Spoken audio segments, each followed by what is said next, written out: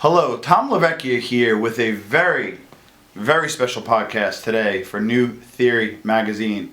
Here live in New York City, I'm here with the Reverend Al Sharpton, who is very, very gracious to host us today. Reverend Al Sharpton, how are you doing today? I'm doing good, Tom. Glad to be with you. Okay, so it is an honor to be here, and I think there's a divide. I think if you are later stage millennial Gen Xer, you're a household name, where some of the younger folks may not know you as well. So for those folks, tell us about your formative years and what makes you you.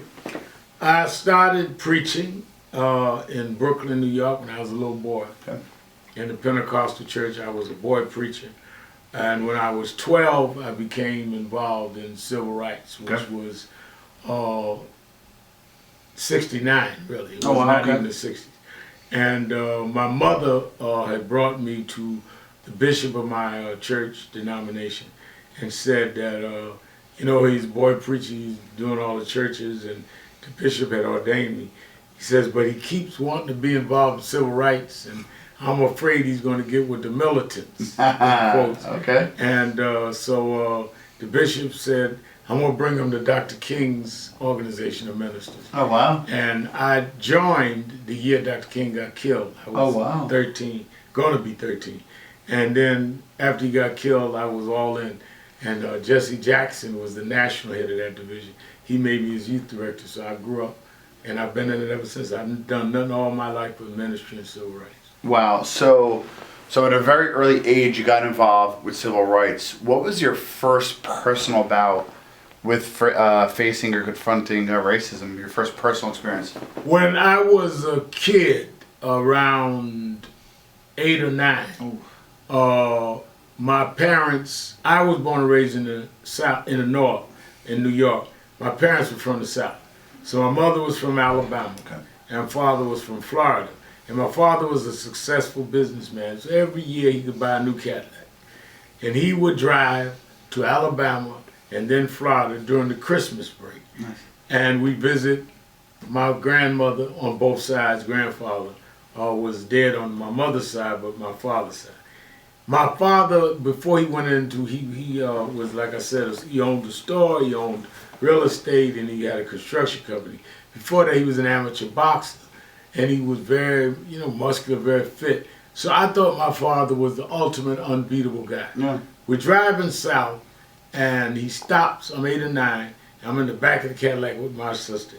He stops at a store in the middle of North Carolina to get us hamburgers. And he went inside, and he came right back. And he got in the car in a huff. And I said, well, where are the hamburgers? And he didn't say anything for about a mile, and he had to admit that they wouldn't sell food to blacks. Wow. And the thing that got me, Tom, more than anything, was I never saw my father, the fighter who could, I'd tell all the kids in the neighborhood, my father can beat yours.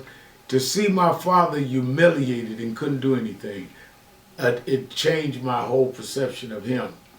And I think as I got older, people never understand the humiliation of seeing your parents emasculated in front of you because of the color of their skin. It's something that affects your psyche that never leaves. So you took action. So you have been a lifelong civil rights advocate, and you're a legend in New York, let's be candid, and throughout the country, if not the world. In the 80s, kind of fast forward to the 80s, it's kind of my generation. A lot was going on. I remember back then with Yusuf Hawkins, and very recently, supposedly, Joey Farmer spoke out and said it wasn't me, but I think it's 30 years later. What happened back then? Let me tell you what happened. Yeah, please. 1986, I was fighting crack in Brooklyn. People were not talking about it. And I had a youth group. And I said that everybody knows where you can get crack. And you could go to the local corner store, put the money down on the counter, and they put the crack through like if, you was ordering a cup of coffee. Wow. So I started, what became very well known at the time, I started having reporters meet me and some of our young people. And we'd send the reporters and a kid, one reporter and a kid, they go to a local corner store, put down the $10, they give them the crack, And the reporter would come out and say, yeah, he's right, they did it. And then we'd march over and I'd paint red X's on it. Oh, wow. To say, here's where they're selling crack. So why don't the cops know where it is if I know where it is, right? Yep. So we were doing this and it got a little publicity. During that time, a young guy that worked for my youth group name was Sunshine. Sunshine called me in the middle of the night, 1986, and said, Rev, my cousin got killed. I said, what happened? He said, they killed him. And I said, all right. He said, would you go over and talk to his mother, and we need to march, we need to do something. So I got the address, I'm half asleep. I got up the next morning, went over this address on Pacific Street, and it was the Griffith family whose son had been killed in Howard Beach because they didn't allow blacks in the neighborhood. That's right. I thought it was a crack killing because that's what the kid worked. When they started explaining to me what happened, I realized it was a racial killing. That's right. Howard And Beach that was, came downstairs. By then, the press was there, and I announced we can go in any neighborhood we want. New York, we're not going to be treated like this, and I'm going to lead a motorcade out to Howard Beach to show people that we can go, because they chased him from a pizzeria, and I'm going to lead a motorcade to that pizzeria. So I started getting calls, and a union leader called me named Jim Bell. And Jim Bell said, Reverend, saw you on TV. I knew you when you was a kid in Breadbasket. He said, and I want to give some of my union, I can get 50 cars. And I said, great. And I said, can I ask you a favor? He said, what? I said, can I ride with you? Because I don't even have a car. I called for a motorcade, I didn't even have a car. And I rode with him. We went on in there, and then later, 2 years later, Bensonhurst, Yusef Hawkins, killed. And when the father called me, Moses Stewart, who ended up died working for me 20 years later, I went out and I said to him, if we march in Bensonhurst, I learned in Howard Beach, we will not have to explain this a racial incident. We just go and they're going to react and the whole world will see it.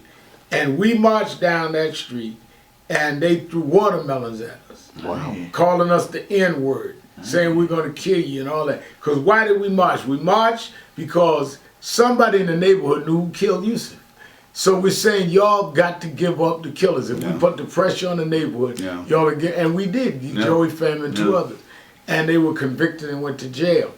And the drama of it, I learned from the King movement. King marched in Birmingham, marched in Selma. But you don't do that in New York. That's supposed to be the gorgeous Marseille. So I was exacerbating racial tension. I was doing what King did. We went in the neighborhoods like he did in Cicero, like he did in Selma. You followed his playbook. That's right. I followed his playbook. Now, I was more urban because I didn't come from down south. I wore tracksuits because Run DMC, Spike Lee, we were all the same. That's how we dressed. That's right. So, but they played it up. Then, of course, they're shaking down people. Shaking down who? These are poor people we marched with. They couldn't pay me. I mean, shaking down who? Right. So, fast forward, a story that's not well known.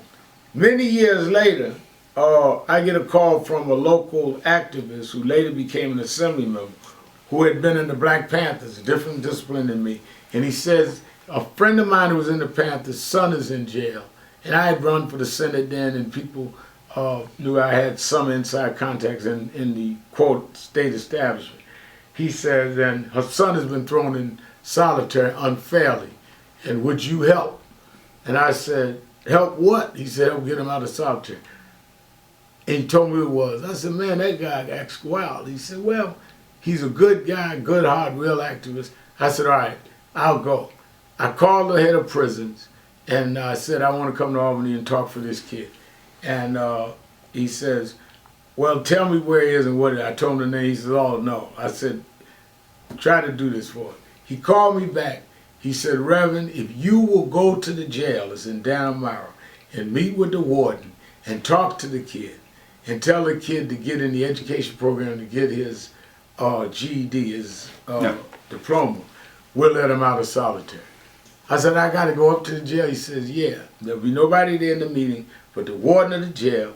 He has a wife. He married a girl for consensual visits, and you and the other activists. And I drove up to Dannemora and met with the prisoner. His name was Tupac Shakur. Oh. And I helped to negotiate getting Tupac out of solitary. They let him out, And I told him, I said, man, you're brilliant. He was bright. We spent 2 hours. I said, you ain't nothing like your image on the news. He said, you ain't either. You see how wild they got you. So we got to be pretty good. Wow. I went to see him the second. I told him, I'm going to come back and check on you. Just like 30 years later, I went to see Meek Mill in jail 2 weeks ago. Wow. So the kids would know me with Meek Mill. Yeah, I was gonna say. They think Tupac is like Frederick Douglass. I mean, hey, you get older, life changes. But anyway, so I went back 2 months later to check on Tupac. And when he comes down to the visiting area, they had a private area for him. He said, man, these people crazy. I said, what happened? He says, no, I'm on the celebrity tier, high profile cases. And this guy down the block from me, the cell block from me, said, you go down there to see Al Sharpton? And he says, yeah. He said, that no good so-and-so. I wouldn't be in jail if it wasn't for Al Sharpton. And I said, well, who is the guy? He said, Joey Fama. Oh, shit. And I said, Joey Fama's down the cell block? He said, yeah. And he didn't know what Joey Fama was in jail for. Wow. And I told him, that guy was convicted for killing Yusuf Hall. He knew the case, but he never connected that it was Joey Fama. Wow. So it's like life goes in circles. Wow. So, all right. So you get a lot on your podcast. Y'all, you taking care of y'all? Yeah. Right. Well, I'm doing this for y'all. So, and here's the thing: you're not being self-righteous here, because at that second, we're at one of the events. You actually got stabbed, right? In marching in Bensonhurst on one Saturday, we would always get out. We drive in, bring buses and cars. Driving, the people was throwing stuff at us. I think the most amazing part is you found parking. Yeah, well, we parked where the kids play during the week. And they'd get around us and march us out and try to block the watermelons and the bricks and make sure nobody ran out of the crowd. Wow. We were coming out, and this guy ran and like hit me in the chest, like right here. And I said to myself, this guy punched me, and I looked down, a knife was sticking out my chest. Wow. And when I saw the knife, I instinctively pulled it out. When the air hit the womb, I went down. And then when I went down, they started screaming. Yeah, 200 cops out there, no ambulance. Wow. So they threw me in somebody's car and drove me to Coney Island Hospital. And, it punctured me a little, but I was all right. But you go through surgery. No. And I was in the hospital 5 days, and you go through the learn back to walk again after surgery and all that. So I mean, like 2001, I went down to Puerto Rico. There was this Navy base in Vieques. We said it was causing asthma. We protested. They gave me 3 months in jail. Wow. So when people talk about opportunism, how much can they pay you to get stabbed and don't know if you're gonna make it? How much can they pay you to do 90 days in jail and you're not even from the place? So, but that's the thing they did. What a lot of people don't realize, the first indictment, Martin Luther King, and none of us is at that level. They indicted him saying he stole the money from his organization, the Montgomery Improvement Association. Because the first thing they try to do is make people distrust you like you in it for something. Correct. And if they can smear you, then you won't listen to the message. And you just got to accept that going in. Attack the character. Now, Character assassination. Exactly. So now following the progression, so you survived the 80s, you became legendary. We talked about this one last time we met. There's probably 5 people in New York that are truly legends. Some of those names are Al Sharpton, but also Donald Trump. So talk to us about your previous interactions in the 80s with Trump, and walk us through with your interactions with him now. Trump was a builder with his father. Yeah. And he had been sued for housing discrimination. Shocker. So we did not like Trump. We were, Trump was 2 communities away from Howard Beach and was being sued. While I marched Howard Beach, he's dealing with discrimination. But he wanted to get in to bringing boxing to Atlantic City, where he was building casinos. Don King, who was supporting my youth group and knew me from Jesse Jackson days, told him, the kid that's the hottest boxer right now, getting ready to be champion, is from Brooklyn, and he looks up to Al Sharpton. And if Al Sharpton badmouthed you, it's going to be harder for me to get him to go down Atlantic City and fight. He says, so I need to get you and Sharpton together. Don King calls me and says, I want you to go with me to Atlantic City, down Trump. Down. I I said, man, I want to do that. Come on, Rev, blah, blah, blah, I look out for you. So we agree, and I meet them at the heliport in this big black helicopter with Trump on the side. And Donald Trump, Don King, and I fly to Atlantic City, 45-minute flight. Wow. And it's surreal. I've never been in a place before where two men are talking incessantly over and over about themselves and never stop to hear what the other one's saying. I'm like looking from one to the other. And I say, is this helicopter ever gonna land? I never, you couldn't get a word in there edgewise. And I don't even think they stopped to come up with a new breath. It's just 45 minutes. So I knew then if Donald Trump had been born black, he'd have been Don King. I mean, they were just total self. Well, they both got gray hair, right? Right. So Trump, you know, we talk, I argue with him and all that about the discrimination. Tyson fought there. I'm on front row every fight because So Tyson was the guy. You didn't mention the fighter. Yeah. Tyson was the fighter. Wow. Mike Tyson was the guy from Wow. Tyson fought Larry Holmes there. He fought Spinks there. And then Central Park case happened. That's right, okay. And a woman, white woman, viciously raped, almost killed in Central Park. They coerced 5 young black and Latino boys to say they did it. One of their grandmothers called me, and I'm going to defend them because I didn't see the evidence. And they talked around me like, how can you defend this rapist? Sharpton just hates white people. I just didn't believe these guys did it. They went to jail. And 13 years later, a guy in jail, they're in jail now 13 years. Donald Trump had taken out ads saying they should be killed. That's right. They should be given the death penalty. Called them names. So I marched on Donald Trump saying the guy's innocent, how can you call for the death penalty? They got convicted, they did 13 years. A guy in jail says to his jailmate, his cellmate, you know, I really did that. The cellmate told on him. They took him out and did a DNA test, and his DNA matched the clothes and stuff they did there. None of the 5 ever did, but they didn't have DNA then. Right, but later, when they did the matches then, this guy matched, they didn't, and they had to let them out. Even then, Trump said they should not be given money for a lawsuit, and the city settled with him. One of them couldn't get a job for 3 years, named Corey Weiss. I hired him here at Nash Action that we worked for. So that was when we fell out again. Then he started years later, this whole thing about President Obama, who I worked closely with, wasn't born here. He was born in Kenya, not Hawaii. And by then it started my television show on MSNBC. So I was banging him every night. And he had told his lawyer, Sharpton's calling me a racist. And lawyer called a friend of mine. He says, why is your man calling him a racist? He says, I didn't hear him call him racist. He says what he's saying is racist. Sharpton knows me. We've dealt this, that. He came to my National Action Network convention. He was a Democrat then. Oh, wow. Yeah, he's been to my convention. James Brown, who was like a father to me, performed his. So, he's a businessman. He could do whatever he's got to do. So I went to see him, and I told him, Mr. Trump, I didn't call you a racist. I said what you said is racial. And it is racist, because you're saying these, unlike us. You can't tell me there's not racial overtones. However, we argued, walked away. We'll agree to disagree, but I don't think it's racial, but you didn't call me a racist.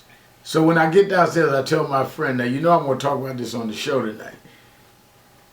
Talked about it on the show tonight because right away, Donald Trump tweets, Al Sharpton came today and apologized to me for calling me racist. I never apologized, because I never called him that. But that's Donald Trump. So fast forward, I saw him at the anniversary of the Saturday Night Live 40th anniversary, and I look at him, I said, and he gives me the thumb shake, and he says, well, all of us got to do what we got to do. That's who he is. Went for president. In a million years, I never thought he would win. About 2 weeks later, he called me. Oh. And the phone rings like my cell phone's here. I see this number I don't recognize. So I put it down, and it rings right back. So I think it might be something important. I said, I'm in a meeting, I'll call you back. And before I could put it down, voice says, could you hold on for the president-elect? Oh. So I go, okay. So I walk outside the meeting room, and he comes on, and he says, Rev, Al, I saw you on Morning Joe this morning. You got me, because I talked about how you got to understand Donald Trump is from Queens. He's an out-of-borough guy. He's got this thing in his head, this chip on his shoulder, that the Manhattan elite in real estate didn't respect him. He's an out-of-town guy, and that's what he communicated to the guys in Pennsylvania and Appalachia, because it's us against them. Yeah. And that's who he really is. Yeah. And you got to understand that. Don't let the billions fool you if this there. He feels they never respected him. He wasn't the guy eating in the power breakfast spots. He wasn't the guy in the elitist clubs. He was the out-of-borough guy that made it. He said, you understand me, you an out-of-borough guy like me, you an outsider like me, you took leadership. And can you believe it? I'm president of the United States. I said, I'm really having a hard time. And he laughed, and we talked. He says, I'm going to invite you in. He said, you worked with Obama on issues you believe. I'm going to invite you in. I said, in all due respect, Mr. President, I will come if I can bring the other civil rights leaders in. I'm not doing the photo op. It will not be me and you alone. I don't know him. I know you. I said, no, we'll do it with all of them. All right, we'll work it out. And of course, he never did. Wow. He sent Amorosa to our National Action Network convention this year. I kept saying, when is the meeting with all the civil rights leaders? They never worked it out. He was able to maneuver other people's photo ops. I know better because I know Trump. So judging by what you're saying is he's transactional, right? So from your perspective, you also had to grow like him. Now he's president, but you also have the National Action Network. So tell us a little bit about what you're doing today. So obviously you're a legend. We could be here for days, but what are you doing today to exact change? National Action Network is in 125 cities. We have 7 regional offices. We do everything from, of course, dealing criminal justice cases like Trayvon Martin, which some of the younger people would know me from Trayvon Martin. Eric Garner, I led that and all that. We do that. Meek Mill now I'm helping with. But we also we have a tech lab in Harlem. Oh, wow. That we do after school teaching young people how to deal with the internet. That's great. And all, because they don't have laptops on them at home.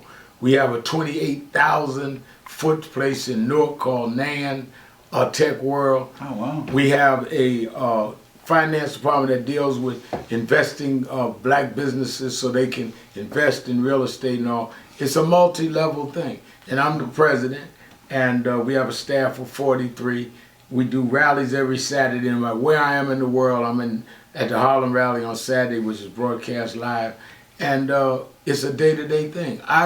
I look at Reverend Jackson, Andrew Young, and them felt they were trained by Dr. King. They were continuing their work. I look at them continuing Jesse and his work because I grew up under them. Movements have continuity. So some of these fine young millennials that are here are filming, but those that are listening in, how can they get involved, Reverend? They can go on our website, nationalactionnetwork.net, and read all about what we do, and they can punch in there. Or they can come to a Saturday rally if they're in the New York area. Our headquarters is 145th and Lenox. Or they can follow me on Instagram, real/Sharpton, or RevAlJustice.com on our Twitter feed. So our Twitter is at the Rev Al. And I think that people ought to get involved. Every generation should do it their way. But it should be for real change, not just showboating. Now, 2 more questions before we conclude. The first is, again, so I know and respect you. My colleague here knows and respect you. These lovely ladies now know and respect you. What do you want your legacy to be? You're in your later years, so you're going to really cement your legacy over this time. What do you want your legacy to be? Once you finally hang it up? I think I want my legacy to be that I was a guy that came out of a broken home. My father left when I was 9. That I was a guy that came out of a broken home and was able to survive and thrive anyway and do it on my terms and remain committed to a cause bigger than me. I started at 13. I never left the civil rights movement.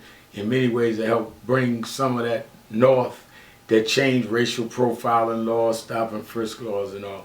And that he was committed and he didn't let the fact that he came from a less than good circumstance determine that he could make a contribution. That's all. I think that the human and civil rights movement goes from generation to generation, and I want them to say, in my generation, I stood up. I helped the first African American president, and I confronted the backlash guy that was behind him, and that's all. I don't think any of us can ask for more than to have made the right move and the right contribution in our generation. Now, that's a great point. And to conclude, who are some of the newer, younger guns to look out for that you respect, or at least have under maybe your stewardship, that are kind of like the next generation of leaders? I think you've got to look out for people like Kirsten Foy in New York. You don't know their names yet, but you will. Reverend Shane Harris, who's 25 years old in San Diego. Mary Pat Hector is 20 years old, our youth director. She's already run for the city council, only lost by less than 100 votes. Oh, wow. You got people that's real dynamic. People a little older, but that younger than me. Congressman Hakeem Jeffries is coming on this scene. I think there's a lot of people that are coming, but you can't identify who, because it's how they handle, how they mature. Nobody would have said Al Sharpton at 25 would have been sitting in the White House or sitting on MSNBC with his own show or have an organization in 125 cities. So I don't know who. My job is to help build a platform, leave it there, and whoever's the one takes the platform goes on will to the emerge. next Jesse generation. wouldn't have chose me. I don't think you can pass a mantle. I think people have got to earn the mantle. So people talk about, when are you going to pass the mantle? Pass it to who? Nobody passed it to me. You work and you earn it. And water seeks its own level. I think one of the secrets that God has is I'm always going to choose an unlikely person. So I was the fat guy with the James Brown hairdo with track suits, and nobody thought I'd be nothing. But God has a way of saying, I like to take rejects and make them the principal. That's the only way other rejects understand that you got to bleed no matter where you start from. I wrote a book called A Rejected Stone. I'm a reject that changed the level of what acceptance was going to mean. Wow, God bless. And this is the New Theory Podcast. Again, Reverend Al Sharpton, thank you for being on. And thank you, Tom. You said you was going to, I'm big time now. Forget 60 Minutes, all I did. I did Tom. It's podcast. I'm a big man now.